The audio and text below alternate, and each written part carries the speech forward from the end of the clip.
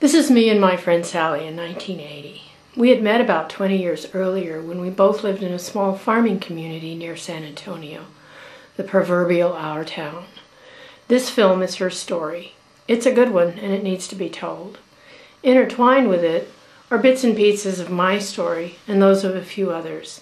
A big part of Sally's life is her intellectual life, so this story will be heavy with concepts. I was in high school in the early 60s when Sally moved to our town to teach drama at the Lutheran College. I'd been fascinated by women since an early age, most particularly if they could do things, and especially if they were out of the typical mold. I was pretty geeky as a junior high kid. Around age 13, I discovered that a pianist of remarkable ability and talent lived in our town. She had studied at Juilliard and debuted at Carnegie, but then decided to devote her life to teaching. That early training had given her a steel spine and an intense focus. I was absolutely smitten, a pubescent stalker. I saw her as a radiant star, glowing brilliantly in a benighted our town. She and her best friend lived privately in a subdivision out by the river. They taught piano and ran the music department at the Lutheran church. The best friend was more passive and feminine, a housewife type. I loved hanging out in their female household, which they only reluctantly allowed. My parents were distraught by the situation because they thought I was their satellite. Around the time I was a junior, Sally moved in with them. Prior to coming to our town, she had spent a year in the Panhandle with a crazy alcoholic who had been her student at Sam Houston State. They slogged their way through a halcyon year of mental illness and substance abuse. I didn't know any of this at the time, but the housewife helped Sally to leave that relationship and leave alcohol. What I did know was that Sally and the housewife were mad about each other. The sexual energy between them was electric. I had never seen two women in love before, and my fascination skyrocketed. I was 16 at the time, and they were 30, and pretty much had the attitude of, "Look, we're trying to have an affair over here. Scram, kid." My peers, of course, just thought the whole thing was, well, really gross and perverse. That assessment should have clued me to the danger we were in, but because I was 16 and because my parents were prominent, it did not. I had one religious experience when I was teaching at Texas Lutheran College down in Texas, and it occurred in 1972 when the president had been advised that he had a queer on his staff. And he had several, actually. He had many. I didn't want to know about this. But I knew that I was going to be questioned by him, and that an old lover was following through with a blackmail threat. That's really what was happening. So she had told the president that I was the queer on the staff, and he had to verify this with me because he was a good Christian himself.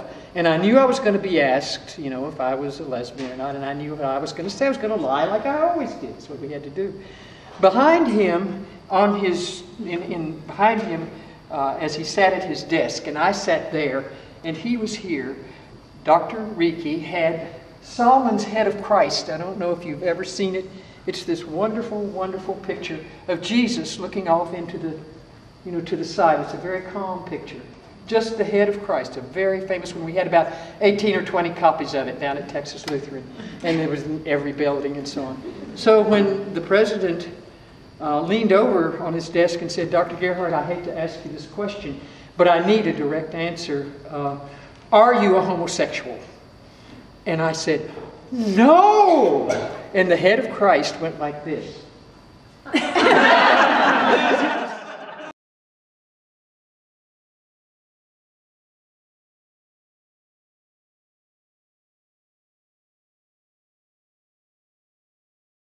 During that time, my life was divided into three very distinct bins: my parents and our family, my friends and enemies at school, and the group of older single women that I worshipped and wanted to emulate. My parents had grown up in our town, but spent 25 years away getting educations and then working in the war effort. I was born in Boston during that time. My grandfather had been an oilman and a banker, and our family was well off.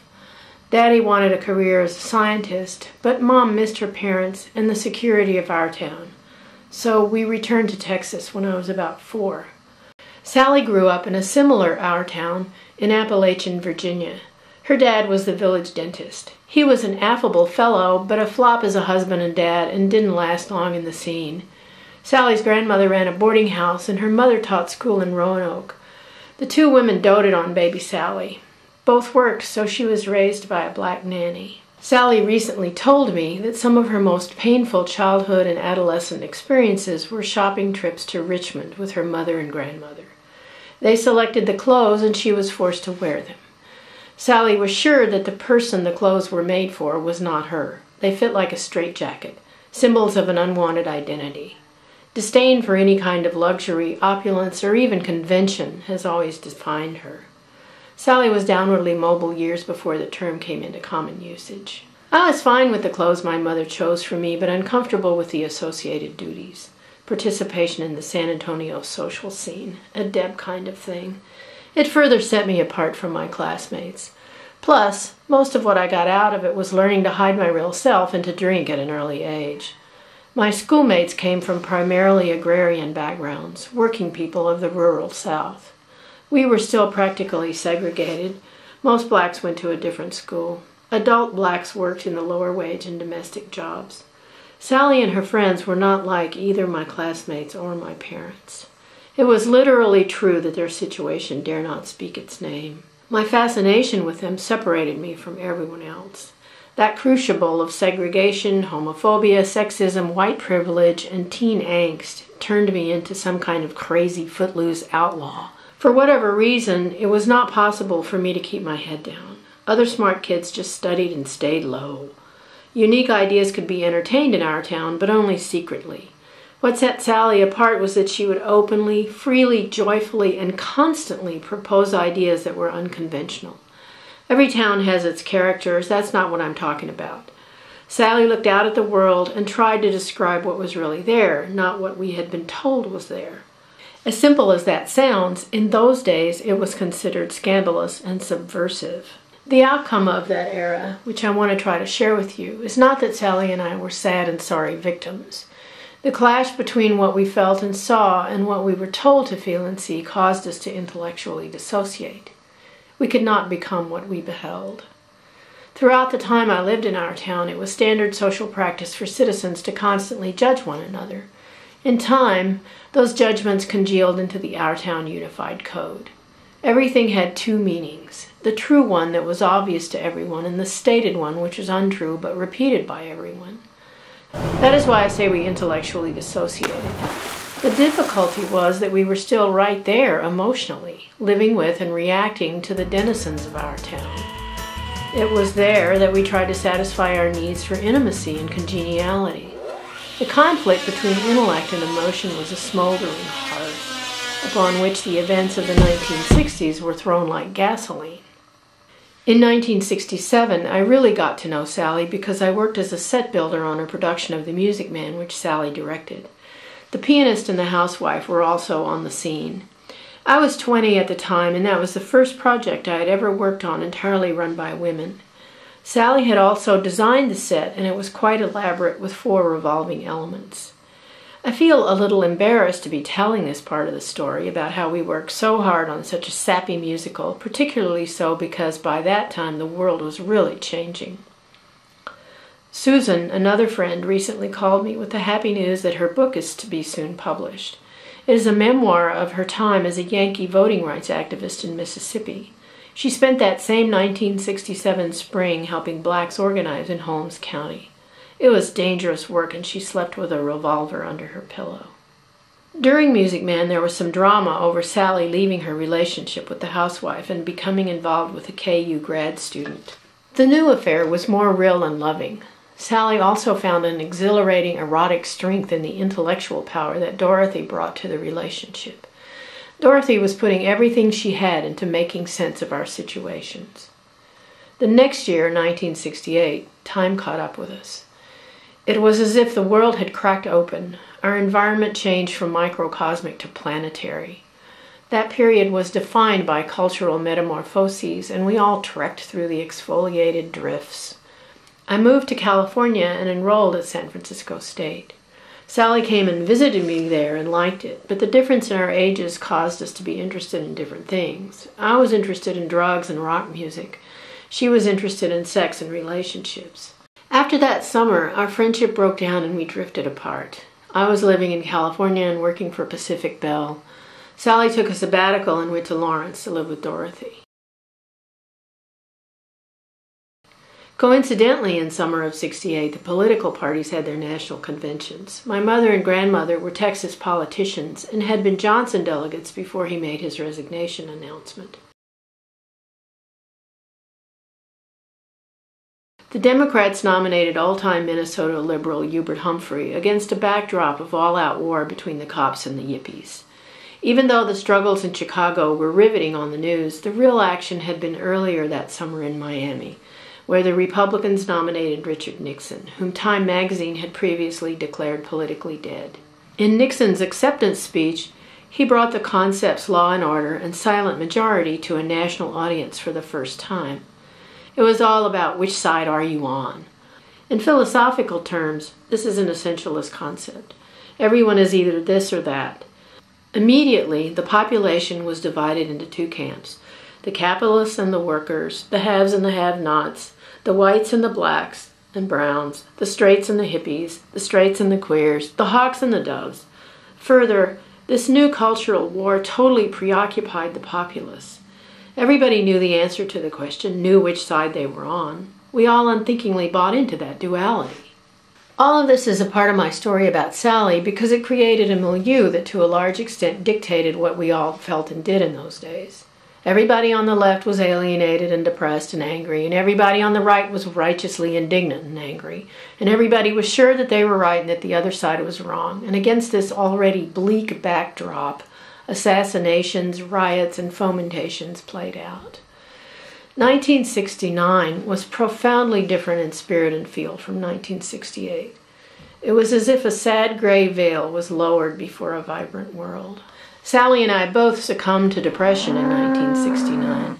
Trying to fit all the pieces of that fractured era together was challenging, particularly for the drug addict. Eventually, I went on a trip to Eastern Europe with some college friends, and then went back to school. I worked on a touring production of Tommy and did a lot of drugs.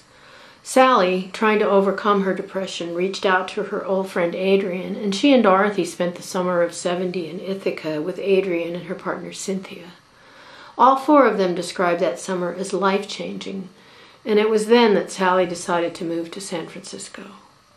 Sally always had a more analytical approach to life than I did. She just set about defining her goals and moving towards them. I just bobbed in the swells. Because of her experiences in Texas and the witch hunt, she was interested in a reformation of the Christian Church's stance on homosexuality. In San Francisco, she got involved with a group at Glide Methodist, and they published a book she co-authored about that topic. Sally felt that the church was a main source of prejudice and that they could be educated to change their beliefs.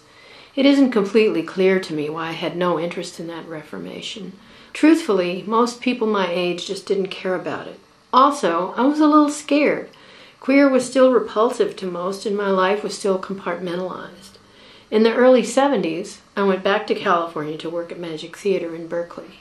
I saw Sally a few times, but not very often. She had been hired by San Francisco State to teach communication and women's studies. Eventually, when they granted her tenure, she was the first out lesbian in the United States to receive that status. Sally was well on her way to becoming a folk heroine in San Francisco. I miss Sally, but she was on a mission. Magic Theater and Berkeley were cool and exciting scenes, but I wanted something with more meaning. After a short stint in New York theater, I returned to Texas to become a hippie farmer. Country living and women's land were big ideological concepts at that time. I just didn't care what the church thought and believed trying to save our society was a ridiculous venture and that the world would soon end due to environmental degradation, cannibalism, and war. I spent my first summer at the farm shoveling during the day and watching the Watergate hearings with a six-pack and a joint at night, smug in my convictions. Sally also bought land in Mendocino County with some other women and wrote a book about psychic separatist women in the country called The Wonderground. It became a cult classic.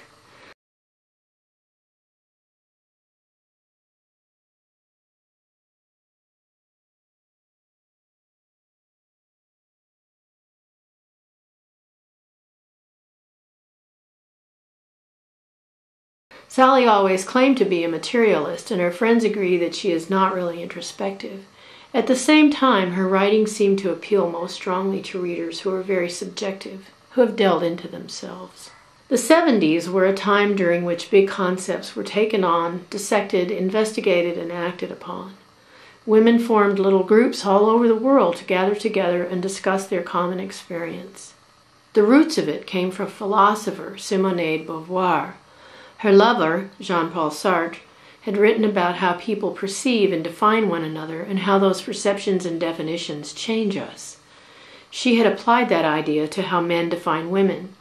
Knowledge and education had always been bracketed in a white, straight male matrix.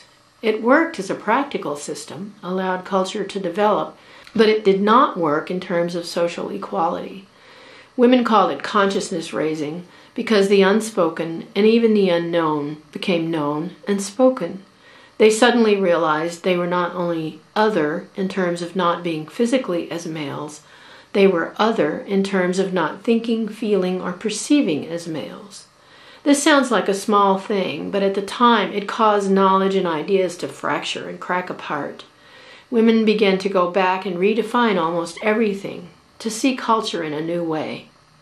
Most importantly, many women began to feel that sex and reproduction, which had been in the exclusive control of men, should be female regulated. What happened, I think it was Royal Allworth's wife had a fundraiser for us, and she had asked Jan, who was the chancellor up at St. Scholastica.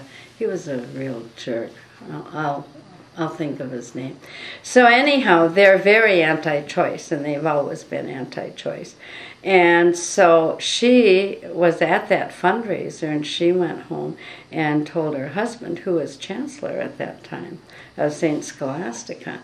And that is when it started. And that's when the bishop came out, and the bishop was... Who was the bishop then? Schweitz. And his sister-in-law was Jackie Schweitz, who was the Minnesota Citizens Concerned for Life lobbyist. It got very, very ugly. All of our contractors were getting threatened, you know. Our contractor was told if he did it that he would never work at St. Scholastica again. Was that Donald Cohen? Yeah, okay. Yeah.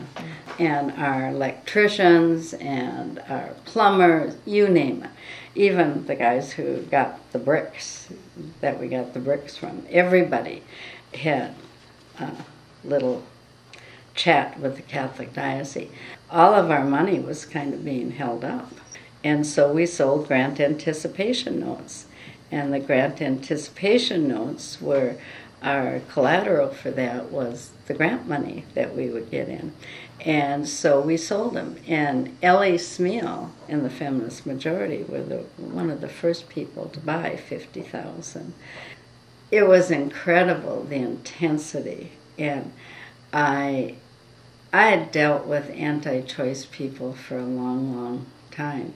And I thought I knew how much they could affect your private life. But until you get the bishop pissed off at you, you have no idea.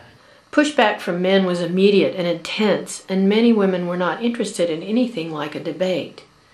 Generally speaking, women for whom a man was the center of emotional life had more motivation to try to bring men around. At the same time, many lesbian feminists turned away from the discussion and became separatists. That concept seems quaint now, separatism, but back then so-called women's spaces provided the proverbial room of one's own in which to think, write, and just be without male interference. Right around this same time, American religious conservatives realized that they could use the cultural divide to fundraise. In California, gays began to organize to fight back. Sally had mixed feelings about wading into the fray, but ended up believing that the fight was important. She became a political leader in the San Francisco community. That leadership and everything that went with it is what this story is about. How men are still doing what they always did, writing women out of history, is the impetus behind telling the tale. And believe me, like so many other women's stories, this tale is worth telling. But to set the stage, we need to go into some San Francisco history.